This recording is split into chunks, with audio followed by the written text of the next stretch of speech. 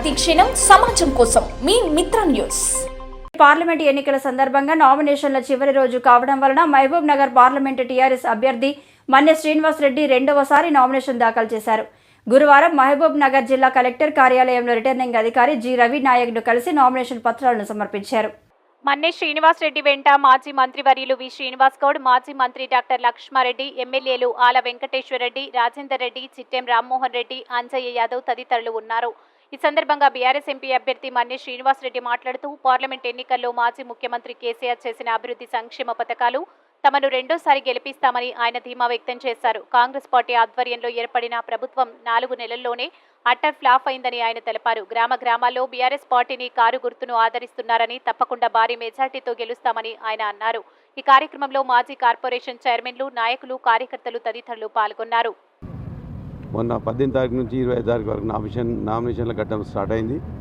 19 తారీఖు నాడు నామినేషన్ మేము మామూలుగా వేసినాము. ఈరోజు లాస్ట్ డేటు కాబట్టి అందరు మా మాజీ ఎమ్మెల్యేలతో పాటు ఈరోజు మా కార్యకర్తల సమక్షంలో మళ్ళీ ఈరోజు 25 తారీఖు 11:43 లోపల వేయాలని మాకు పురోహితుల నుంచి ఆజ్ఞాపించారు. అదే టైం ప్రకారం 11:43 లోపలనే వేయడం జరిగింది. ఈరోజు ఈ పార్లమెంట్ ఎన్నికలు ఎందుకంటే మన ఉద్యమ నాయకుడు కేసీఆర్ గారు 2019లో మాకు ఎంపీ టికెట్ ఇవ్వడం జరిగింది. ఈరోజు కొన్ని చిన్న పొరపాట్ల వలన ప్రభుత్వం పోయింది.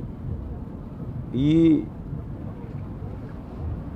విషయంలో ఈరోజు చాలామంది నన్ను ఎంపీ నిలవడకయ్యా ఈ పరిస్థితి ఈ విధంగా ఉన్నది అని ఏదో చెప్పింది. కానీ ఖచ్చితంగా మా మాజీ ఎమ్మెల్యేల తోడ్పాటుతోటి మేము కేసీఆర్ గారి యొక్క మళ్ళీ ఏదైతే మనం కేసీఆర్ని పోగొట్టుకున్నామో ఖచ్చితంగా ఈ ఎంపీ ఎలక్షన్లో మళ్ళీ మనం కేసీఆర్ గారికి ఓటేసి కారు గుర్తుకు ఓటేసి మళ్ళీ ఖచ్చితంగా ఎంపీ స్థానాన్ని దక్కించుకోవాలి.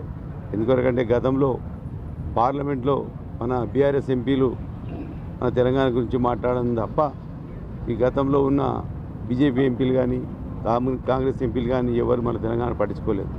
ఎందుకంటే ఈరోజు ఈ 10 సంవత్సరాల లోపల మనం ప్రభుత్వం యొక్క విధానాల వలన ఈరోజు మనం ఎంత గొప్పగా ఆర్థికంగా అభివృద్ధి చెందినామో ప్రతి ఒక్కరికి తెలుసు. నీళ్ళ విషయంలో కానీ ఈరోజు వ్యవసాయదారులు పంటలు పండించే విషయంలో కానీ అన్ని రకాలుగా ఈరోజు కేసీఆర్ గారు వాళ్ళకి తోడ్పాటుగా ఉండి ఇలా 24 గంటల కరెంట్ ఇచ్చిండు, రైతు బంధు ఇచ్చిండు.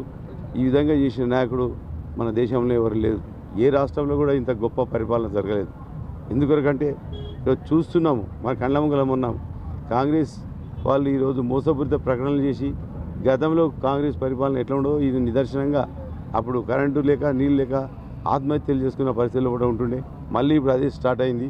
ఇప్పుడు ఏ ఒక్క పథకం కూడా ఇవ్వడం లేదు, నీళ్లు రావడం లేదు, కరెంటు కరెక్ట్ రావడం లేదు, చేనులు ఎండిపోతున్నాయి. ఏదైతే బోనస్ ఇస్తామన్నారు 500 బోనస్, ఆ బోనస్లు కూడా ఇంతవరకు లేదు. ప్రతి ఒక్కటి ధాన్యం కూడా కొనుగోలు చేస్తలేరు. ఇవన్నీ విషయాలు ఈరోజు మనకు అన్ని కళ్ళ కట్టినట్టు కనిపిస్తున్నాయి. కాబట్టి కేసీఆర్ గారు అహర్నిశాలు కృషి చేసి ప్రాజెక్టులు కానీ ఈరోజు ఎన్ని అభివృద్ధి కార్యక్రమాలు మన తెలంగాణకు ఈరోజు అందించిండో ఒక్కసారి మనం ఆలోచన చేసుకోవాలి. అందుకొరకే మళ్ళీ కేసీఆర్ గారు మనము ఈ పార్లమెంటు ఎన్నికల ద్వారా ఖచ్చితంగా మళ్ళీ ఈ కారు గుర్తుకి ఓటేసి మాకు మళ్ళీ ఈ ఎంపీ స్థానాన్ని మనం గెలిపించుకోవాలి. ఇంకొక విషయం కూడా చెప్తాను. నేను ఈ ఇక్కడ ఉండే ప్రాంతీయంగా నేను ఉండేవాడిని, స్థానికుని. నేను మిగతా ఏవైతే ఎంపీ స్థానాలకు నిలబడ్డారో బీజేపీ కానీ కాంగ్రెస్ కానీ వాళ్ళు స్థానికేతరులు ఖచ్చితంగా నేను మీ అందరి యొక్క ఆశీర్వాదంతో ఖచ్చితంగా నేను మళ్ళీ గెలుస్తానని, పెద్ద మెజార్టీతో గెలుస్తానని. ఎందుకంటే కేసీఆర్ గారి యొక్క ఫలితాలు మనం గతంలో అనుభవించినాం. ఇవన్నీ ఈరోజు అవన్నీ కనుమరుగైపోతున్నాయి. కాబట్టి ఈరోజు ప్రజలు ఆలోచనతో ఉన్నారు. గతంలో మన 10 సంవత్సరాలు ఏ విధంగా మనం అనుభవించినాము, వ్యవసాయం ఏ విధంగా అయింది, ఒక అద్భుతంగా కలనా నిజమా అనే పరిస్థితుల్లో కూడా ఇవాళ మన గ్రామ ప్రాంతాలు కానీ వ్యవసాయ విషయంలో ఇవాళ పట్టణ ప్రాంతాలు కానీ అది చాలా అభివృద్ధి చెంది అటువంటి ఉపయోగాలను అనుభవించిన ఇవాళ ప్రజలు ఇలా బాధపడుతున్నారు. కేసీఆర్ ప్రభుత్వంలో ఎట్లా ఉండే, కాంగ్రెస్ ప్రభుత్వం వచ్చినాక మనకు ఏ విధంగా ఇబ్బందుల పాలవుతున్నాం. కాబట్టి ఖచ్చితంగా ఇప్పుడు ప్రజలంతా ఎప్పుడు ఎలక్షన్లు వస్తాయి బీఆర్ఎస్కు ఖచ్చితంగా కారు గుర్తు కొట్టేయాలని రెడీగా ఉన్నారు జనాలు ఊర్లలో. అదేవిధంగా మేము ఈరోజు మాపై ఉన్న అభిమానంతో కేసీఆర్ గారి పైన ఉన్న అభిమానంతో ఖచ్చితంగా మేము పార్లమెంటు స్థానాన్ని ఖచ్చితంగా పెద్ద మెజార్టీతో గెలుస్తామని తెలుపుతూ అందరికీ ధన్యవాదాలు. రెండో సెట్ నామినేషన్ ఈరోజు వేయడం జరిగింది. మరి రేపు సాయంత్రం పెద్దలు కేసీఆర్ గారు మామనార్కి వచ్చి మాకు మద్దతుగా మన శ్రీనివాసరెడ్డి గెలుపుకు తోడ్పాటుగా పెద్ద ఎత్తున ప్రజల తండోపతండాలుగా వచ్చి కేసీఆర్కు మద్దతు తెలపడం జరుగుతూ ఉంది. ముఖ్యంగా ఈరోజు పరిస్థితులు గమనిస్తే 4 నెలల్లోనే కాంగ్రెస్ ప్రభుత్వం మీద ప్రజలకు అర్థమైంది, వాళ్ళు ఏం వాగ్దానాలు చేసిండ్రు, మరి ఇప్పుడు ఏం చేస్తున్నారు. వాళ్ళు చెప్పింది ఒక్కటి కూడా అమలు చేయలేదు.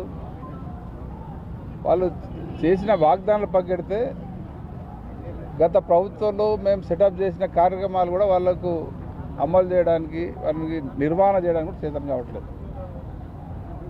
నిన్న మేము న్యూ టౌన్లో పార్టీ ఆఫీస్లో ప్రెస్ మీట్ పెడితే 2 గంటలైంది కరెంటు లేదు. ఇక మేమే ఫ్యాన్ కట్టెతో దింపుకోవాల్సిన పరిస్థితి ఏర్పడ్డది. ఇది పరిస్థితి. మరి కరెంట్ అనేది గతంలో కాంగ్రెస్ ప్రభుత్వ హయాంలో కరెంట్ అనేది లేకుండా ఎప్పుడు వస్తుందో ఎప్పుడు తెలియని పరిస్థితి ఉండే. మరి కేసీఆర్ గారు 6 నెలల్లోనే కరెంటు కోత లేకుండా 24 గంటల కరెంటును అన్ని వర్గాలకు, రైతులకు కానీ, గృహాలకు కానీ, ఇండస్ట్రీస్ కానీ 24 గంటల కరెంట్ ఇచ్చి దేశంలోనే రాష్ట్రాన్ని యొక్క కరెంటు విషయంలో ముందడుగు తీసుకెళ్ళడం జరిగింది. ఇక గతంలో 70 ఏళ్ళ కాంగ్రెస్ పరిపాలనలో, మిగతా పార్టీల పాలనలో గ్రామాల్లో కానీ పట్టణాల్లో కానీ కనీసం తాగడానికి నీళ్ళు లేకుండా మరి మిషన్ భరిత కార్యక్రమాన్ని పెట్టి అన్ని ప్రాంతాలకు, పట్టణాలకు కావచ్చు, గ్రామీణ ప్రాంతాలకు కావచ్చు, మరి నీటిని సరఫరా చేసి బ్రహ్మాండంగా అమలు చేయడం జరిగింది. మరి అవి కూడా ఇప్పుడు నీళ్ళు ఇవ్వడానికి చేతనెత్తలేదు వాళ్ళకి. మరి ఇవన్నీ కూడా ప్రజలకు అర్థమైంది. వాళ్ళు చేసిన వాగ్దానాలు ఏమి చేయలేదు. మరి రోజుకు వాళ్ళకు ప్రజలకు అరే కేసీఆర్ ఉంటేనే బాగుండే అని అడగడం కేసీఆర్ని జ్ఞాపకం చేసుకొని ఈరోజు మళ్ళీ కేసీఆర్కే ఓటేస్తామన్న దిశగా ప్రజలు ముందుకు వస్తూ ఉన్నారు. మరి ఇప్పుడున్న వాతావరణంలో అటు బీజేపీ, కాంగ్రెస్, టీఆర్ఎస్ పాలన 10 ఏళ్ళు చూసిన ప్రజలు 10 సంవత్సరాల్లో టీఆర్ఎస్ పార్టీ చేసిన కార్యక్రమాలు ఏంది, కేసీఆర్ గారు చేసిన అభివృద్ధి ఏంది, ప్రజలకు ఎన్ని రకాల లాభం జరిగింది, 10 ఏళ్ళకి ముందు తెలంగాణ ఎట్లుండే, 10 ఏళ్ళ తర్వాత ఈ 10 ఏళ్ళలో తెలంగాణ ఏ రకంగా అభివృద్ధి అయిందని ప్రజలకు అర్థమైంది. ఎప్పుడు అర్థమవుతుంది? నెక్స్ట్ వచ్చిన గవర్నమెంట్ ఏం చేస్తుందని చూసిన తర్వాత అరే 10 ఏళ్ళు ఇంత బాగుండే, ఈ 4 నెలల్లోనే మరి కాంగ్రెస్తో ఏమవుతలేదని ప్రజలకు అర్థమైంది. ఇక మరి 10 ఏళ్ళలో కేంద్రంలో బీజేపీ గవర్నమెంట్, 10 సంవత్సరాల్లో కేంద్రంలో బీజేపీ ప్రభుత్వం ఉంటే ఒక్క వర్గాన్ని కూడా, ఏ వర్గాన్ని కానీ, రైతులకు గాలే, మహిళలకు గాలే, బీదలకు గాలే, ఎస్సీలకు గాలే, ఎస్టీలకు గాలే, మన ఎవ్వరు కూడా ఏ రకమైన చిన్న పని కూడా జరగలే. అది పక్క కడితే వాళ్ళు పని చేసిన పక్క కడితే మన పని పట్టారు. ఏం పని పట్టారంటే అన్ని ధరలు పెంచారు. డీజిల్ ధర పెరిగింది, పెట్రోల్ ధర పెరిగింది, గ్యాస్ ధర పెరిగింది, ఉప్పు ధర, అన్ని ధరలు పెరిగినాయి కేంద్ర ప్రభుత్వం పనితీరు వల్ల. కాకపోతే ప్రజలకు అర్థం కాలే, అరే అర్థం కాకుండా అన్ని పెంచిండ్రు.